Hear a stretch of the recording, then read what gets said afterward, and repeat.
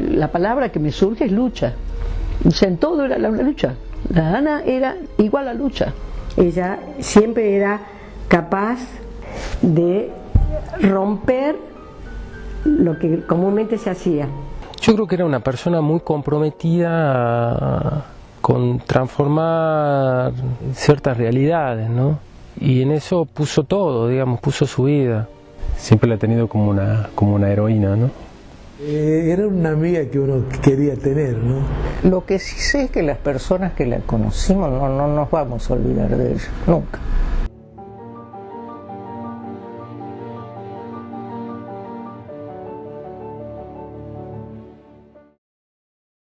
Los recuerdos, mejor dicho, que tengo de ella son de cuando era chica, a raíz de que era muy traviesa. Tenía mi mamá un gallinero y tenía una gallina con 12 pollitos.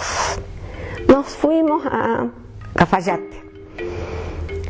Cuando volvemos no había ningún pollo. ¿Quién lo había robado? La vecina de al lado. Y Ana María dice: mamá, doña Dolores lo tiene a los pollos. ¿Cómo sabés vos? Y sí, yo sé, porque yo le he pintado las uñas. Le había pintado los 12 pollos, le había pintado las uñas. Y aunque se habían crecido los pollos, ya eran pollos discretamente, bueno, más grandes. Los pollos tenían las uñas pintadas. Y Ana María era así, a mí me encantaba porque también salía de todas las estructuras, me hacía hacer cosas insólitas.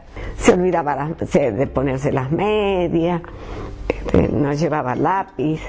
Las monjas me retaban a mí porque yo las retaba a ella. Y claro, las hermanas, a Corita sobre todo, siempre la retaba, le criticaba, porque si la ropa tenés manchado, ¿qué importa? Le decía, y se mataba de risa, y yo a mí eso me encantaba, ¿entendés? Esa cosa tan descontracté que tenía. Teníamos que salir las 3. Ella tenía que lavar la cabeza, le tenemos que rogar que se lave la cabeza, para que a nosotros nos vaya mejor. Bailemos, encontremos galanes, la película sea buena. Si me tengo que acordar de eso, me sonrío sola, porque siempre se estaba riendo y todo era risa y todo era así. Esa era la Ana María. Siempre de canto.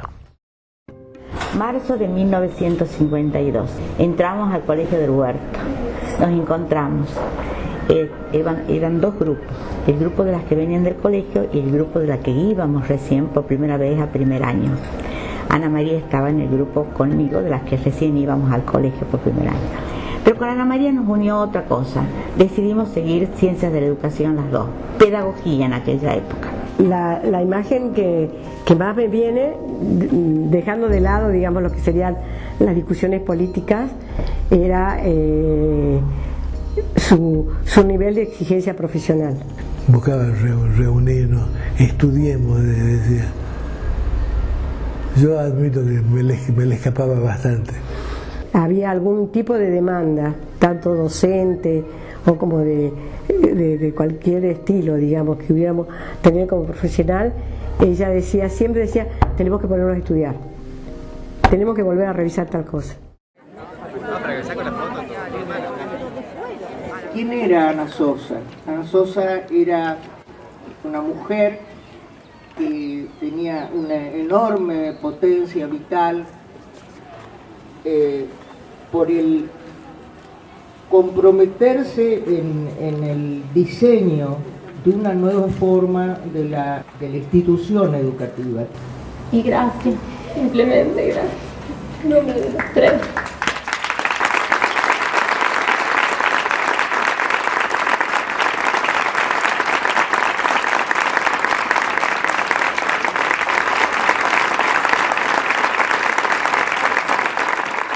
La avenida de Pichón Riviera a Tucumán y la creación de los primeros grupos de psicología social también fue un cambio. Bueno, formaba parte de todos estos eventos que a la gente las comprometía mucho más allá de un interés intelectual o académico, ¿no? Sino era un comportamiento vital.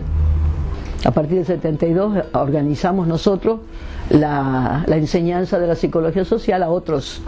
Hasta el 71 nos forman a un grupo que que era cerrado. Entonces nosotros organizamos una codirección de 3, o sea, una tridirección, que era rotativa. El trío fuimos la Regina, la Ana y yo. Pero donde se nos abrían las puertas eran las escuelas. Entonces ahí nos cruzábamos y coordinábamos con la gente de Ciencias de Educación, entre los cuales estaba obviamente la Ana. Los chicos llegaban aterrorizados y bueno, se encontraban con estas 3 viejas, para un chico de 13 años, que les proponíamos otras cosas, les proponíamos hacer grupos de sexualidad, de hablar de temas de sexualidad. Era muy querida por sus alumnos. Digamos, los alumnos de la escuela normal eran firmes ahí en relación a lo que ella enseñaba y generaba un clima en el grupo que nos daba tanta confianza que no temíamos equivocarnos, preguntar. Es decir, yo creo que su objetivo era primero generar eso para que podamos aprender. A todo le daba un carácter social. Nosotros andábamos... A mí me da vuelta la cabeza esa mujer. O sea que ella tomaba cosas que no eran del campo de la pedagogía, porque podía ser del campo de la literatura o del campo de otras disciplinas, por decirlo de alguna forma. Y entonces ella, para llevarnos a ver lo que era la realidad de la educación y las políticas educativas, nos llevó al ingenio Los Ralos, que estaba cerrado. Bueno, es la primera vez que yo me he contactado con la pobreza de un pueblo.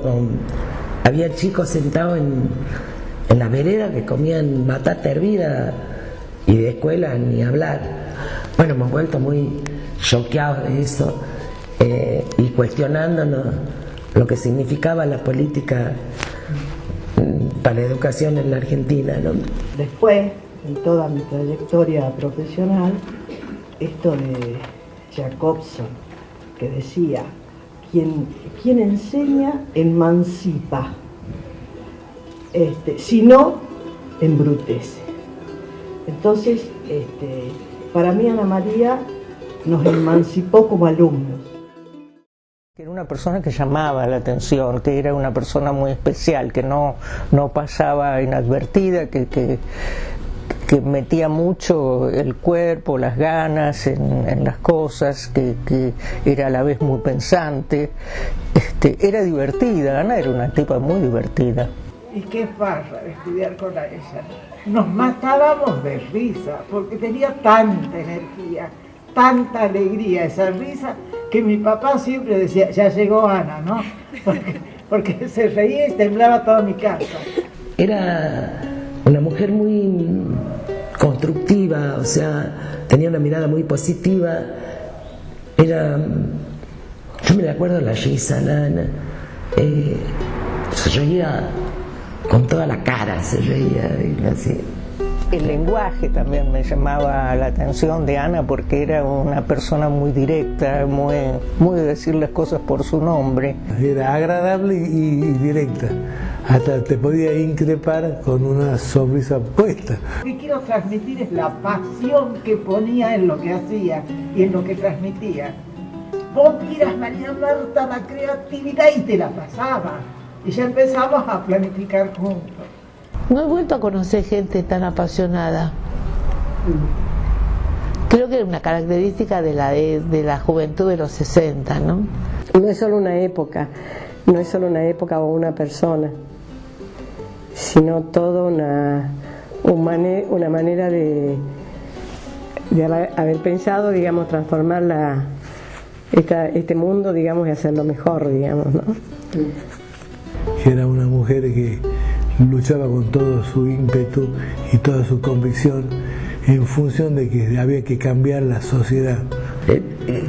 El impacto es muy grande, su influencia sana, ¿no? O sea, yo valoro muchísimo el que me haya abierto los ojos ante tantas cosas, por más de que de que eso haya provocado después tantísimo dolor en mi vida y en la suya propia, pero siempre es preferible vivir sin vendas en los ojos, ¿no?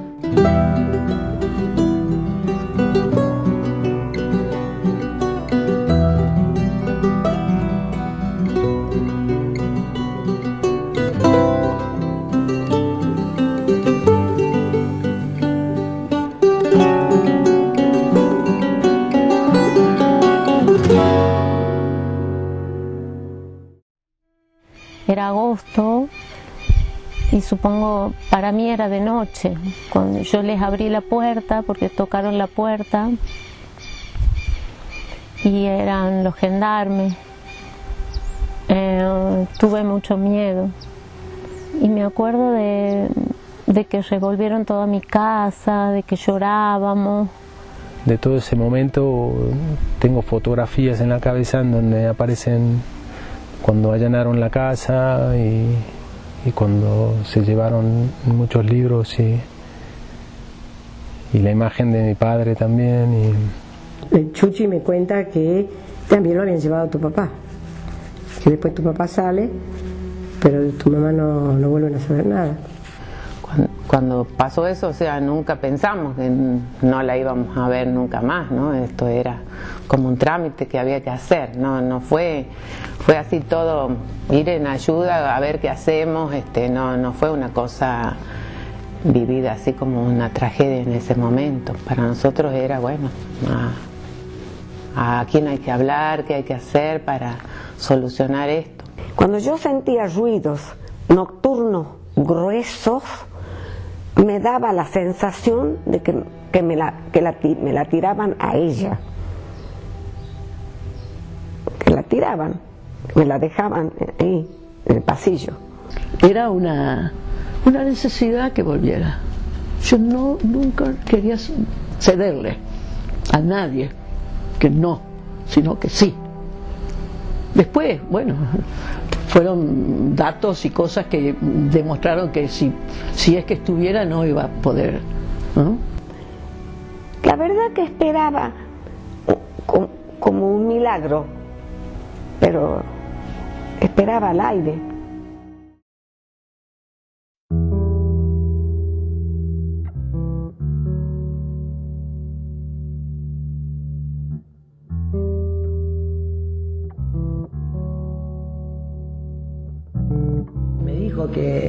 Que a ella se la llevaron en una camioneta del Ingenio Concepción junto con Ángel. Ángel era el secretario general del partido y la Ana estaba en el comité central del partido de Tucumán, y le dijeron, bueno, y habían organizado una fiesta del Día del Niño,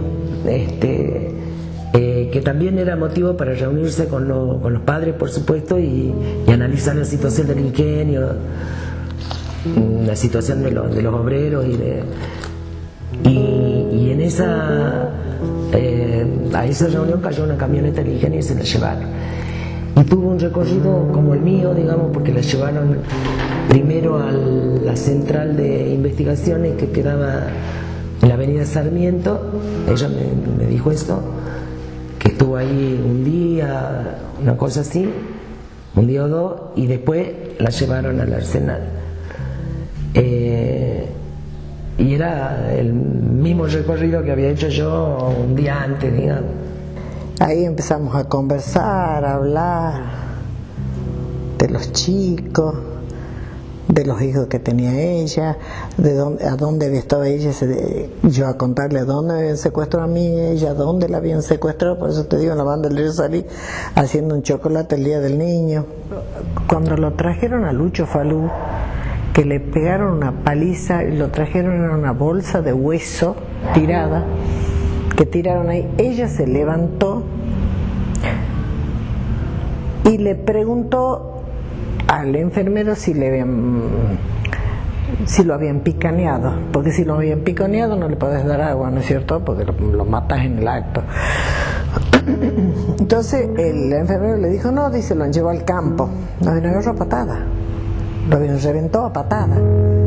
entonces ella se arrimó, hizo traer agua, le dio, no sé si no sé si algún calmante, porque el enfermero a ella le traía remedio, algún calmante, porque a veces le dolía el pecho. Le conseguían unos palitos, no recuerdo si eran de escoba o palitos de esos palitos finitos, y ella tejía tipo randa.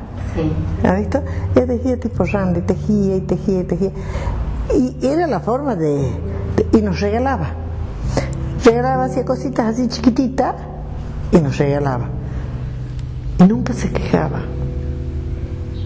Ella no se quejaba, ella estaba ahí, ya vamos a salir, ya nos vamos a ir. Y después vinieron y me sacaron a mí. Y cuando me sacaron a mí, ella se arrimó y me abrazó a mí, me abrazó. Y me dijo, ya nos vamos a encontrar. Y después me abrazó Enrique Sánchez y me dijo, decirle a Alicia y a Juan Pablo que los amo. Nunca me voy a olvidar eso. El día antes de que no me sueltan directamente del Arsenal, me dicen de que me iban a llevar de ahí, y le conté, y ella ahí me dijo, mira a mis hijitos, me dijo, si podés mirar a mis hijitos. Era una cosa con la que vivió muchísimo tiempo hasta que los encontraba a los hijitos tantísimos años después, porque la verdad que no me dio la valentía para verlo. Tengo un eterno recuerdo de ella.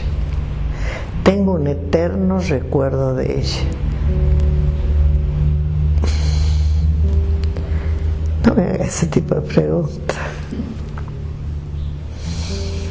Porque ella era la que venía y me abrazaba cuando me veía llorar.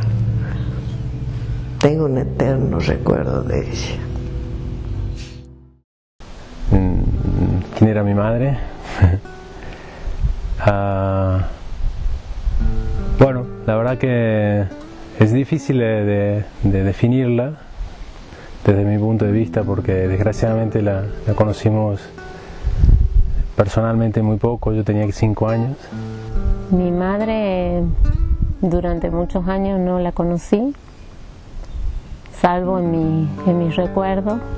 Yo tenía 8 años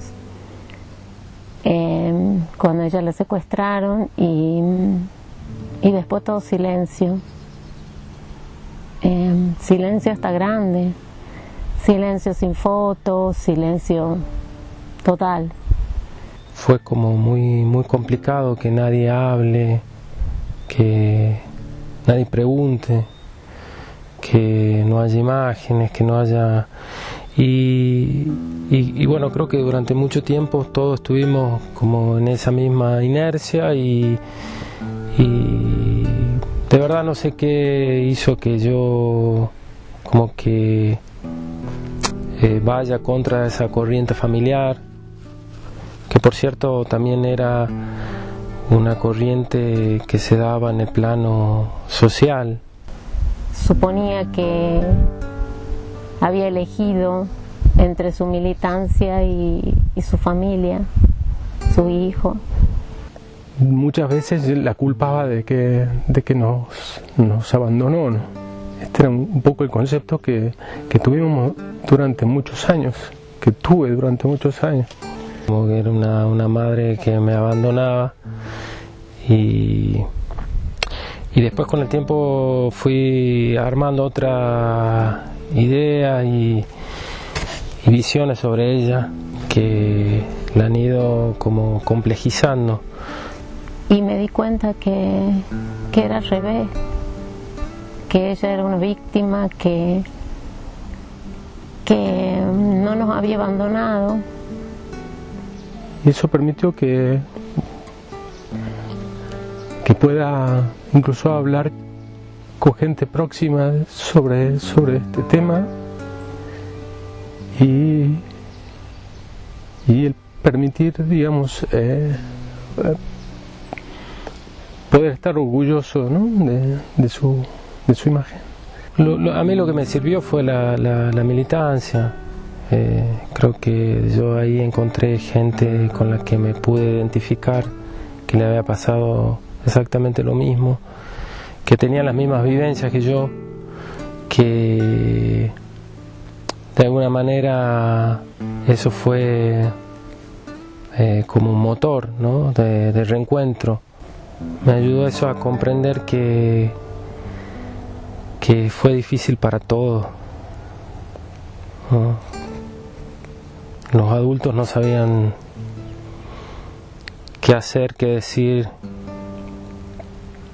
y a través de ella es como que hay cosas que sabes que está y que está detrás tuyo o siempre empujándote y dándote fuerza, ¿no? Empecé a agarrarme de esas cosas lindas que habíamos compartido y a hablar mucho de ella, y empecé de a poco a reivindicar su imagen, pero tampoco conocí mucho hasta ese entonces. Tenía 2 o 3 años, recuerdo sus pantorrillas, es el único recuerdo que tengo, las pantorrillas de mi mamá. O sea, es un recuerdo fuerte, intenso, y bueno, que sí me acompaña.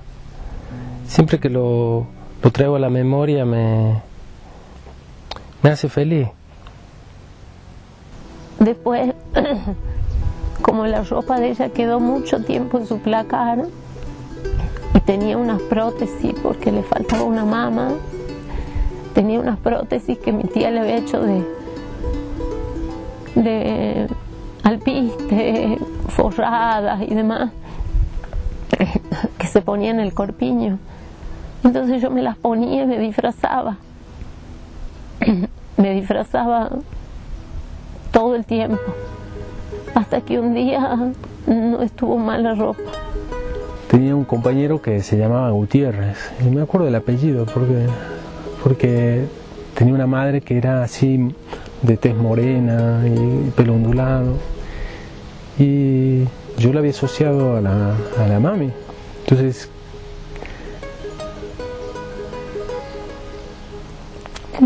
cada vez que se presentaba ella a buscarlo, yo pensaba que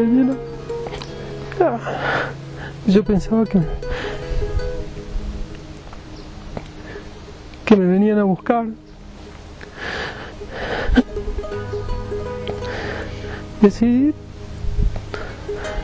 pasaron muchos años, bueno, debe haber pasado 1 año, 2 años, que cada vez que se presentaba esta mujer,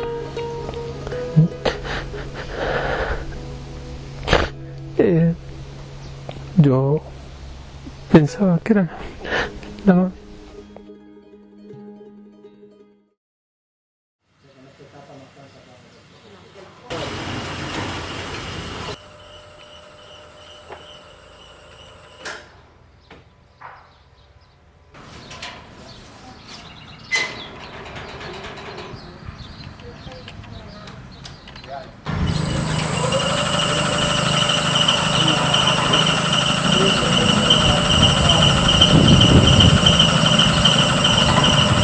Y yo le decía a Anita, mi hija, y a mi hermano Diego, está en el pozo, está en el pozo. Es más, creía que la sangre que nos habían sacado la habían tirado, porque yo decía, ¿cómo aparecen todos y no aparece ella? Y el día que me avisan que estaba en el pozo, es como, por un lado, yo ya lo sabía, pero se me vino el mundo abajo. Como que tal vez vamos a contramano de lo que es el apoyo de las demás personas, porque las personas se acercan, te dicen qué bueno, qué bueno, qué bueno, y vos sentís que el mundo se te cae a pedazos. Yo estaba de viaje y me llegó un mensaje. Llegó un mensaje y me puse muy mal, como yo comparo como cuando te avisan de la muerte de alguien muy cercano que haya ocurrido en este momento. Como yo no lloro, no puedo llorar, todo el pecho, todo, desde la garganta hasta la cola, todo era tieso, no me podía mover. Una mezcla de un torbellino de ideas, un torbellino de imágenes, torbellinos de ideas, un torbellino de situaciones, de imaginarse todo lo que podría haber pasado, todo lo que le pasó. Lo primero es una terrible impotencia, o sea, me provoca mucho dolor, o sea, no es la alegría lo que me... Y la noticia fue, por un lado eso, pero por mucha bronca, mucha indignación. No la voy a dejar perder esa, creo que no la perdí nunca. No, la injusticia, lo malvado, de cómo la llevaron. Es una maldad imperdonable, no es algo que no se puede creer. Quiero que se encuentren todos los restos porque es la mayor verdad de lo que ha sucedido en este país y sobre todo en Tucumán. Encontrar, digamos, una paz, pero a la vez encontrar, digamos, unas escenas que te las imaginas y que no hay persona humana que pueda. Pensaba cuánto puede haber sufrido. Eso como que me abrió un dolor inmenso. Y quiero tenerla conmigo. Sí o sí, reencontrarme con ella, no sé si ese pedazo de hueso, pero para mí significa el reencuentro, estar con ella de nuevo, no sé, pero tenerla conmigo es mía, no es de esos asesinos, es mía. Entonces a veces pienso que cómo podría haber sido tenerla ahora, ¿no? Qué vida les robaron, ¿no? Y bueno, y qué madre y qué abuela les robaron a ustedes, y qué amiga y qué compañera de militancia y qué compañera de la vida. Me quitaron a mí, no sé, yo siento que era mía, yo sé que es de ustedes. En memoria de ella, que espero que para que la gente la recuerde como se merece. Una gran persona, una gran mujer, y luchó por sus ideales. A veces veo fotos y digo, me encantaría meterme en esa foto y quedarme ahí y ser esa niña y cambiar la historia. Pero también pienso que la relación que tengo con mis hermanos, y es como muy especial, es como un tesoro que tengo, que no sé si muchas personas tienen ese tesoro, de esa unión con los hermanos, que no se quiebra con nada. Y yo creo que eso lo ha hecho la mami. Es muy difícil hablar de ella sin echar una lágrima, pero a la vez es tremendamente enriquecedor el poder hablar de ella emocionándose. Siempre pienso la pérdida, ¿no?, de lo que no pudo ser, no dejaron ser. Y eso es como un dolor que quema a diario, diría. Hablarle a ella que la quiero mucho, que he tratado de a mi hijo, a mi hija, darle lo que ella me había transmitido,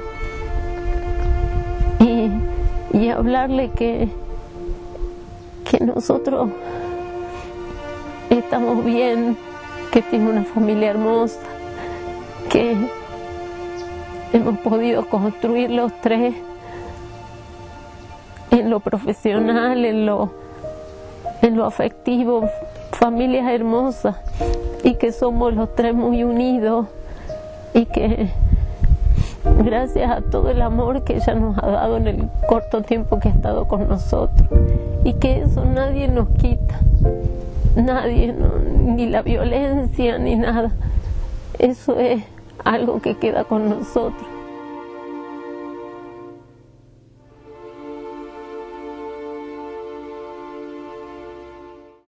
Hay hombres que luchan un día y son buenos.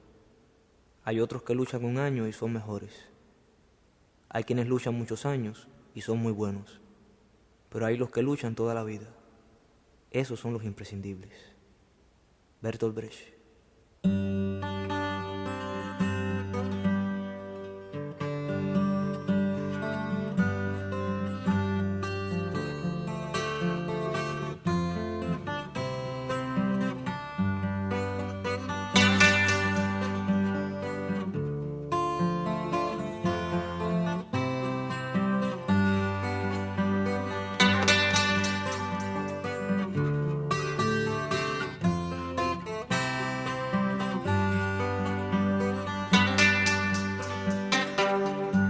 Sueño con serpientes de mar, concierto mar hay de serpientes, sueño yo. Largas, transparentes, y en sus barrigas llevan lo que puedan arrebatarle al amor.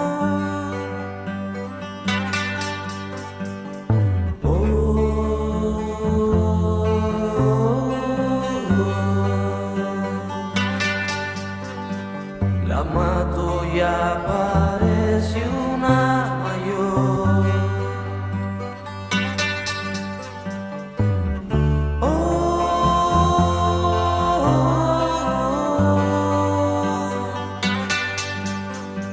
Como yo más infierno en digestión.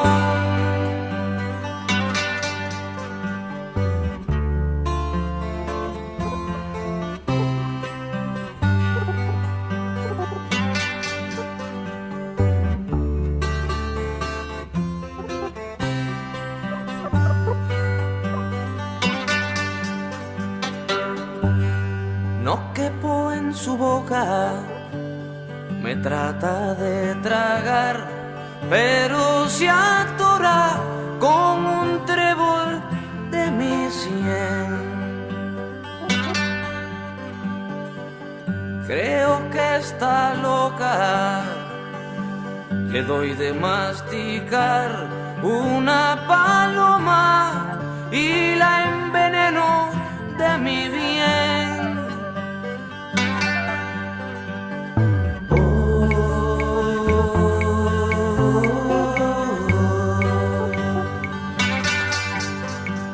La mato y aparece una mayor.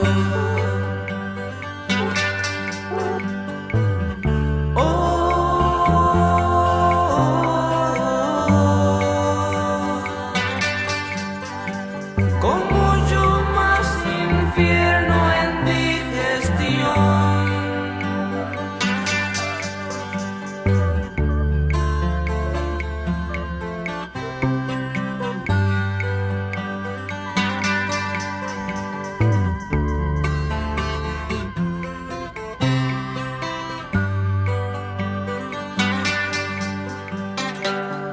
Esta al fin me engulle y mientras por su esófago paseo voy pensando en qué vendrá. Pero se destruye cuando llego a su estómago y planteo con un verso una verdad.